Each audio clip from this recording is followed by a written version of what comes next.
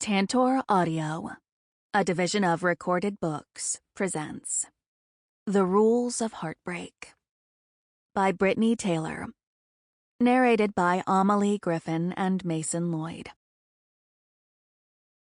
Prologue. Death is a beast that wears many masks. Some deaths cut deeper than others. Some barely leave a scratch. My mother's death was the latter of the two.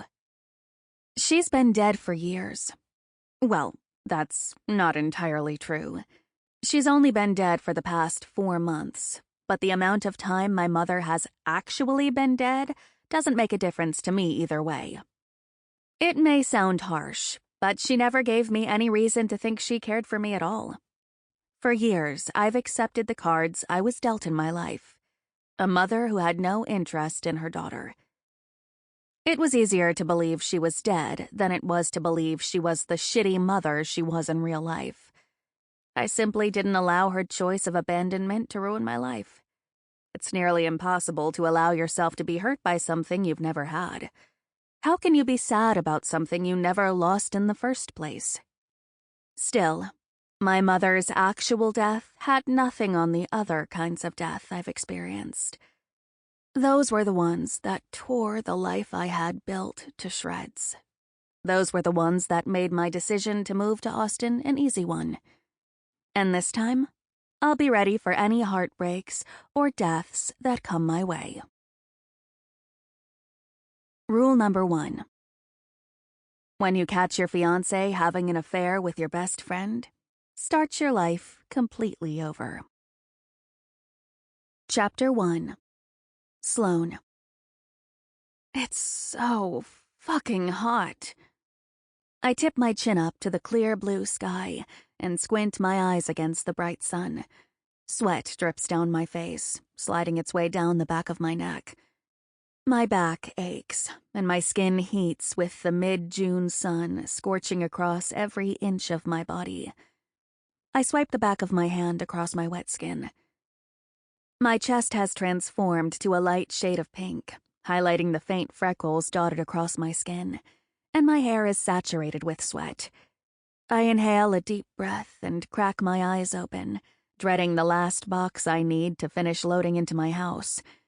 I don't even bother picking it up. Instead, I stick my foot out and scoot it across the threshold of the front door.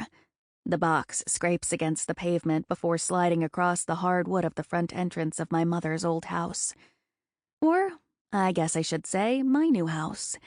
A fact I still haven't been able to wrap my head around. I leave the box sitting on the floor with the rest of the boxes I've already stuffed inside. Exhausted? Liam passes me with his arms wrapped around a box, carrying it inside. His eyebrows arch across his forehead, the corner of his mouth curling. A little, I smirk, wiping my hands on the front of my shorts.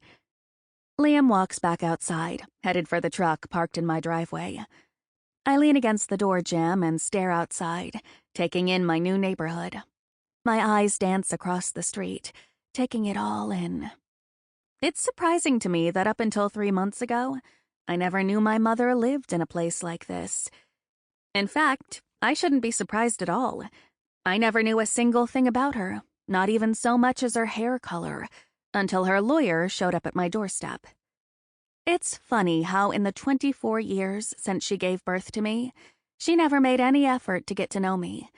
Instead, she decides to leave me her house in Austin, Texas. Nice touch, Mother.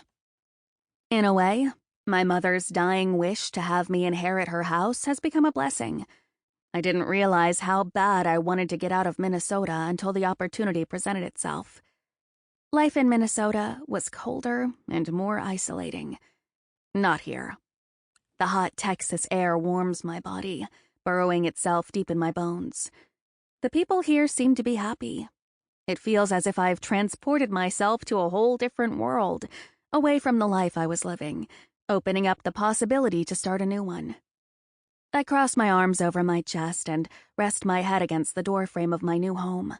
The sun shines across my driveway as my brother steps out of the back of the moving truck. He rakes his fingers through his damp hair. "Are you sure this was a good idea, Sloane?" What? I ask him, faking a smile. It's the 1,000th time he's asked me this question. Liam, we've already loaded everything into the house. There's no way in hell I'm taking it all back out, even if I wanted to.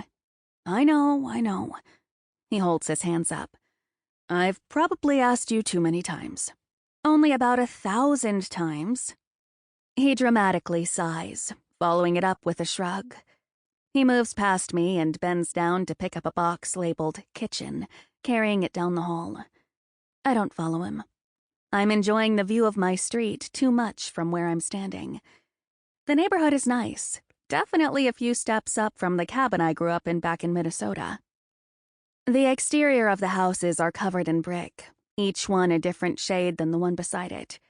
The yards are large, giving each house a good amount of separation. Even though the grass has turned a light shade of brown under the scorching summer sun, the neighborhood is still beautiful. The 2-story houses are full of life, home to families of all kinds. An older couple walking their dog passes by. They smile and wave before continuing on their way. Liam returns from the kitchen a few minutes later. This time, his arms are empty. He catches my attention, and I glance over my shoulder long enough to see him walking down the hall. I'll never stop asking you if you still think this was a good idea, he says with a heavy breath. This place is fucking hot as hell. I laugh, pointing at his clothes. It is when you're dressed like that.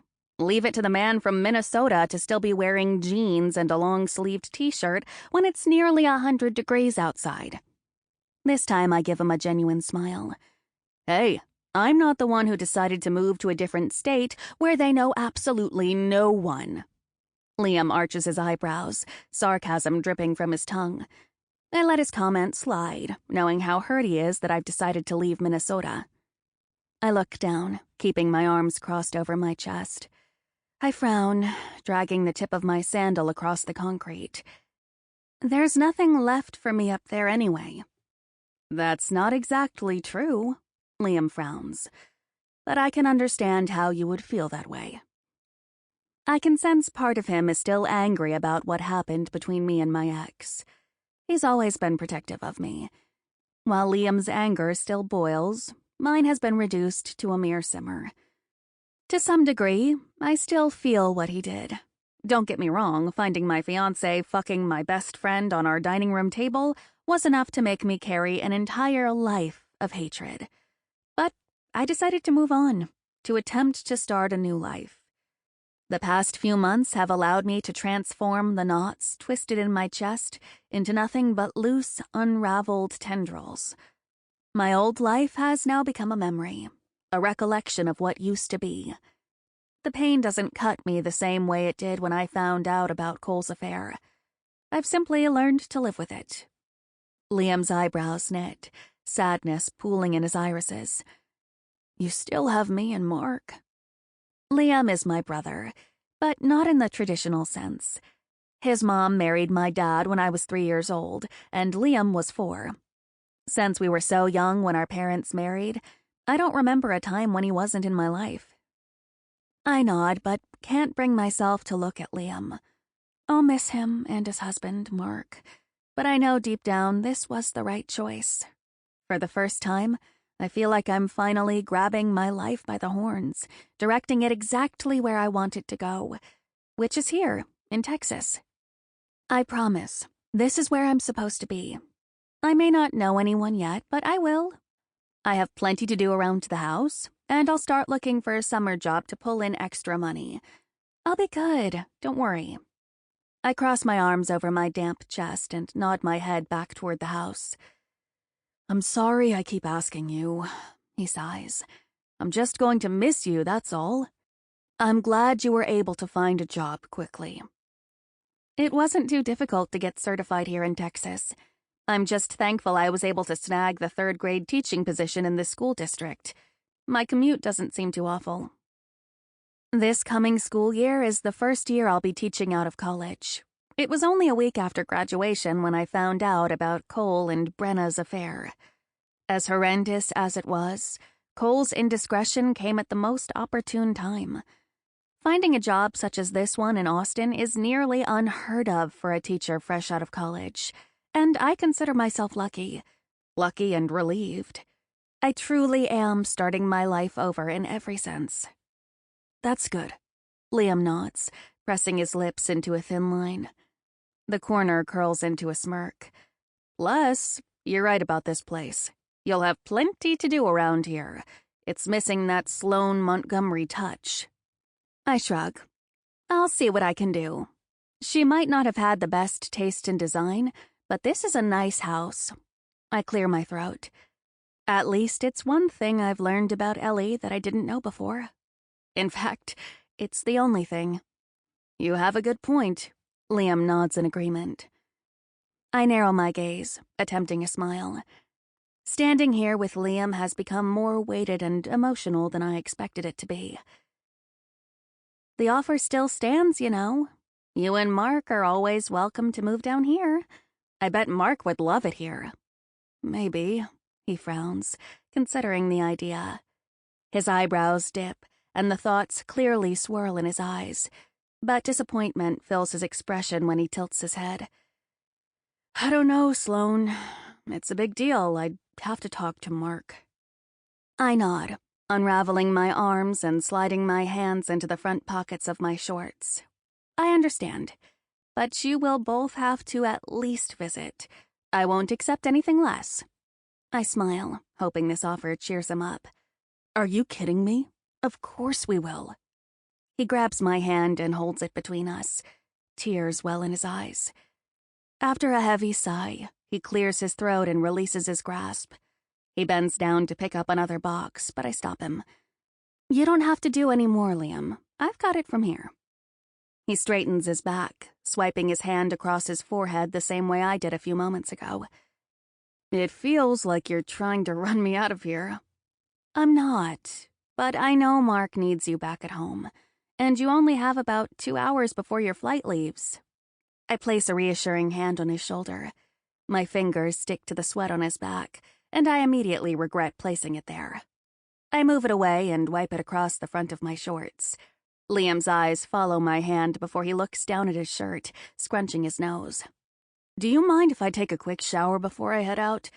I don't think I should be going on a plane when I feel and smell like this. The corners of his mouth dip in disgust. I laugh. Of course you can. Okay. He gives me a small smile and runs out to the truck to grab his bag. When he comes back inside, he heads for the stairs, but stops when he lands on the second step. I can still reschedule my flight.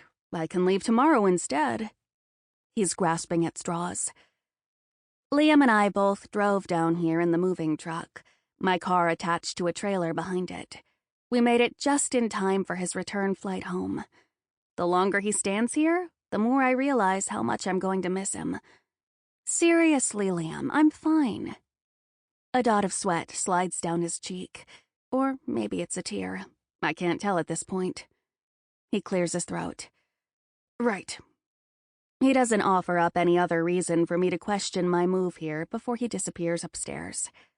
Once I hear the shower running, I start to dig through one of the boxes piled in the front entrance. I start with the easy box, labeled blankets. I lift all of them out of the box and carry them to my bedroom. Not only did my mother leave me her house and her will, she also left me everything inside of it as well. This includes her bed. Part of me feels odd using it, not knowing a single thing about the woman who slept in it. The same applies to every bit of furniture in this house. Eventually, I'll replace it with my own furniture, but I don't have a choice tonight, at least not until I have the time to take a trip down to the mattress store. Cole kept ours after our breakup, and I've been sleeping in Liam's guest bedroom. It will feel good to have a bed of my own. For tonight, this will have to do. On the way back downstairs, I avoid looking at the pictures lining the wall in the upstairs hallway. There are only a handful framed and nailed to the wall, and only one containing a picture of my mother. The other pictures are all scenic. Mountains, palm trees, beaches, you name it. It's an odd, eclectic collection of photographs. But so was my mother, it appears. The one picture of her is the only time I've ever come close to seeing what she looked like. Her head is tilted back in laughter, leaving only half her face visible. Although her eyes are closed, it's her smile I notice first. I only know the woman in the picture is my mother because it's the same as mine. I stare at the photograph as a pit grows in the bottom of my stomach. I take a deep breath, then walk away, hoping the feeling will pass. When Liam is finished with his shower, he finds me sitting on the couch in the living room. I have my feet propped up on the coffee table, and I've been scrolling through social media on my phone, the reality of my new life staring me directly in the face. He grabs a glass from one of the boxes in the kitchen and fills it with water from the tap, without speaking a word. We both know it's time for him to leave. "Are you all set?" I carefully ask him. Even though Liam and I are adults, it still saddens me to know he won't be a quick 5-minute drive away anymore. We've never lived so far apart. "I think so." He smirks, glancing around at all the boxes scattered throughout the first floor of my house. "Are you?" I follow his gaze and study each box, taking in all the work I have ahead of me. There's no denying there's a lot for me to go through and set up. But part of me is looking forward to it. I'm building a life of my own, one without anyone else.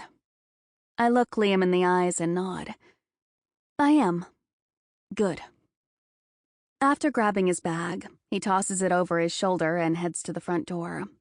I follow him out to the driveway and catch up to him. He wraps his arm around me, keeping me close. We walk quietly, listening to our feet drag across the pavement. Once we make it to the truck, Liam opens the door but abruptly stops. I wince when his elbow jabs into mine, his stare focused out on the street. Oh my God. His jaw drops and I follow his gaze, trying to see what he's looking at.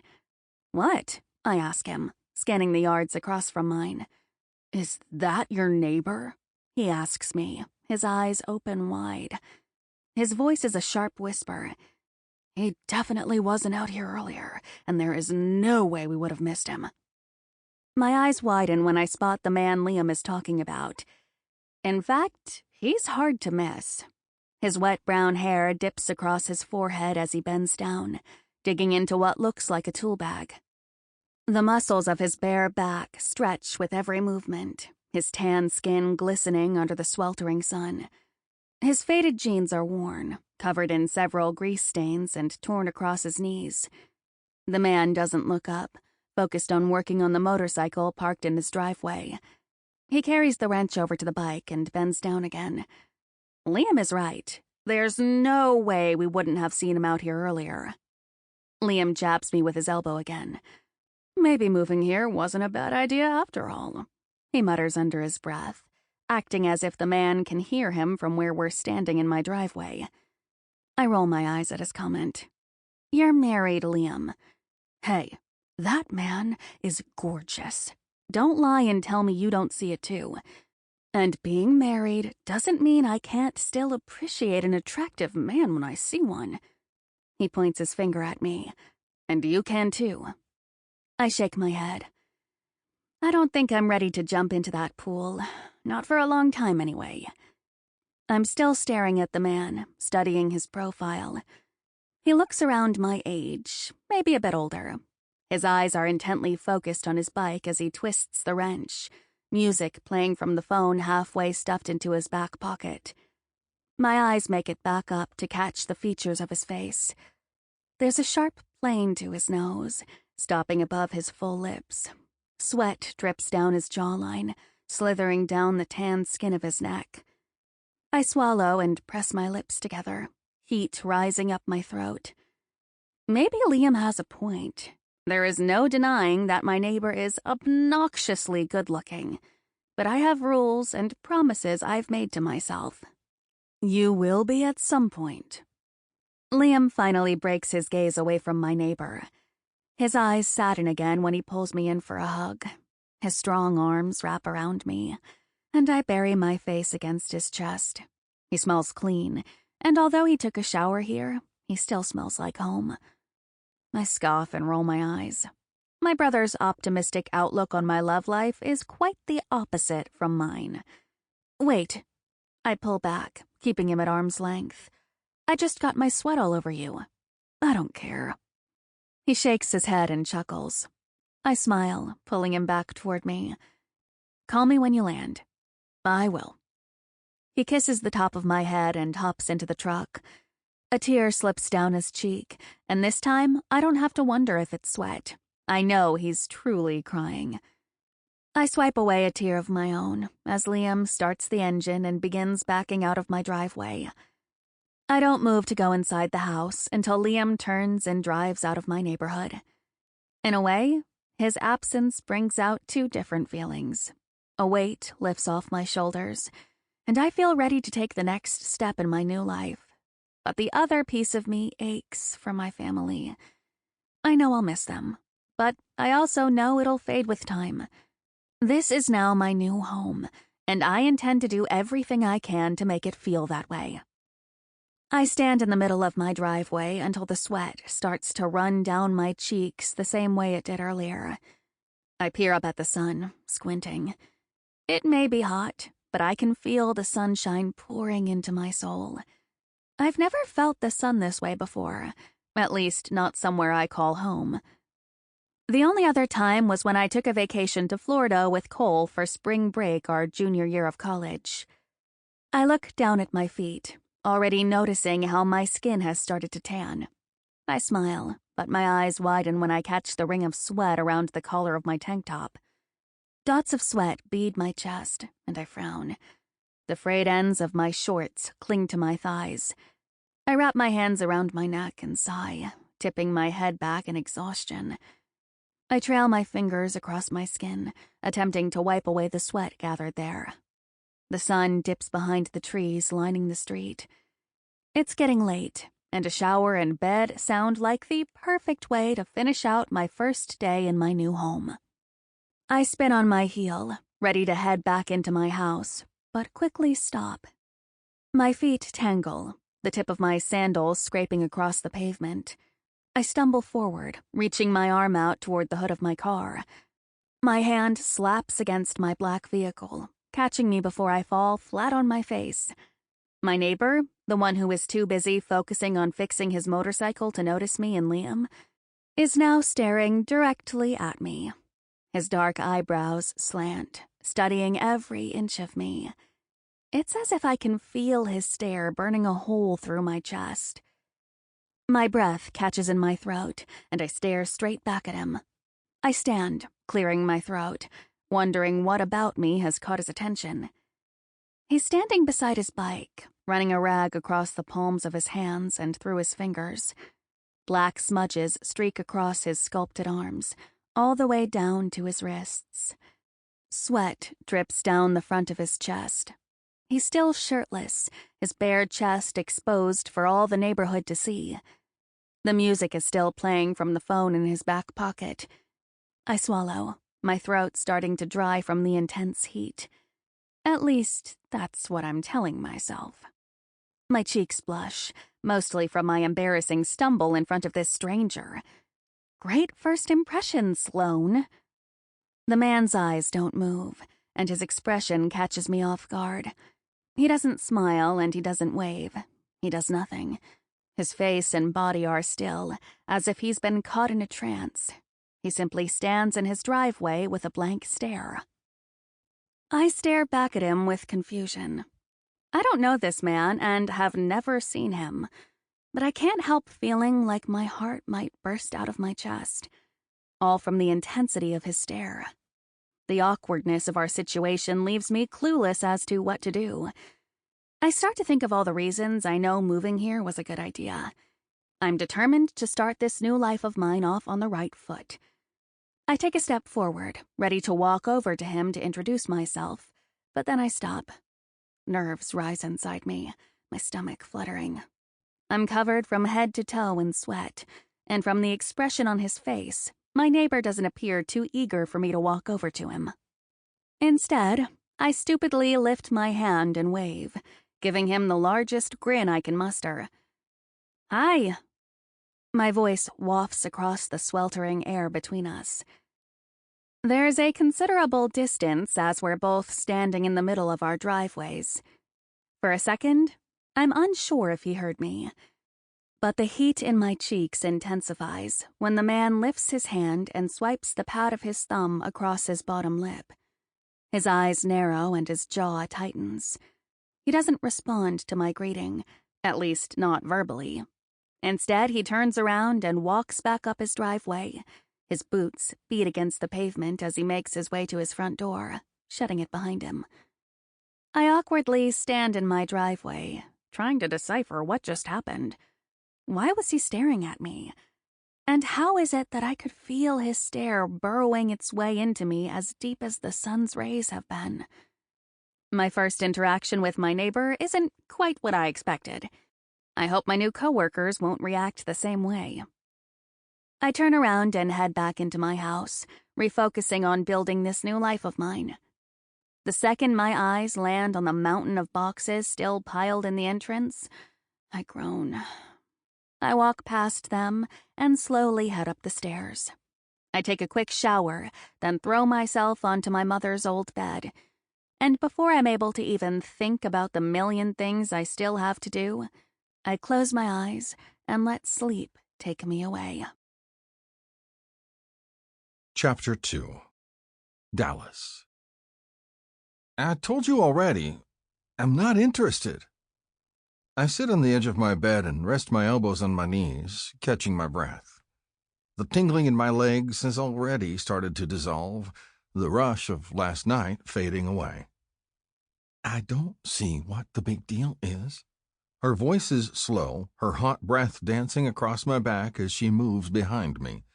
Her hand slides across my bare shoulder, the points of her long, sharp nails digging into my muscle. It's just coffee, she adds, as if that's enough to convince me to change my mind. I said, no, Kate.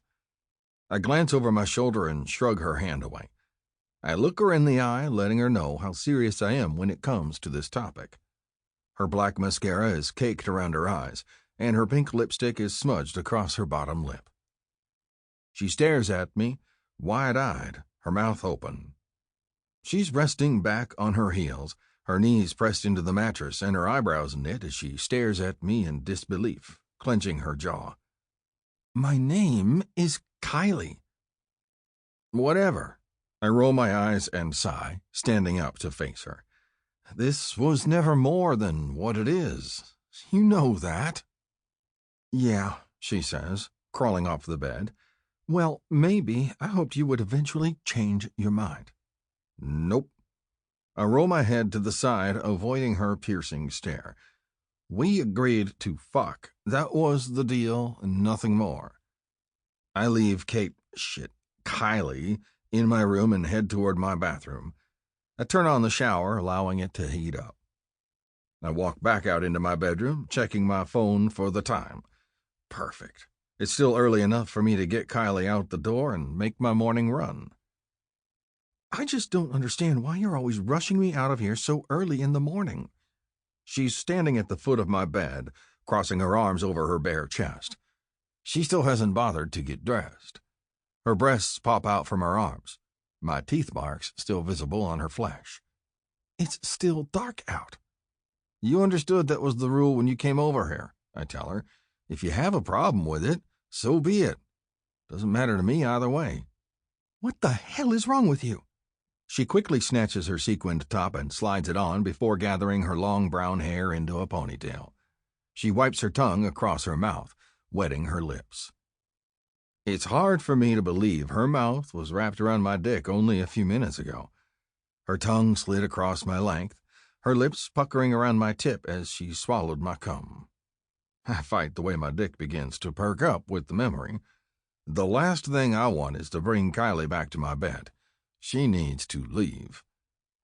You think I care what you think about that? I ask her, already tired of this conversation. The longer she stands here in my house, in my bedroom, the more anxious I get for her to leave. We agreed to sleep with each other, not deal with all this extra bullshit. Wow, she nods, quickly stepping into her miniskirt. Fuck you, Dallas. Been there, done that, I sneer. Sample complete. Ready to continue?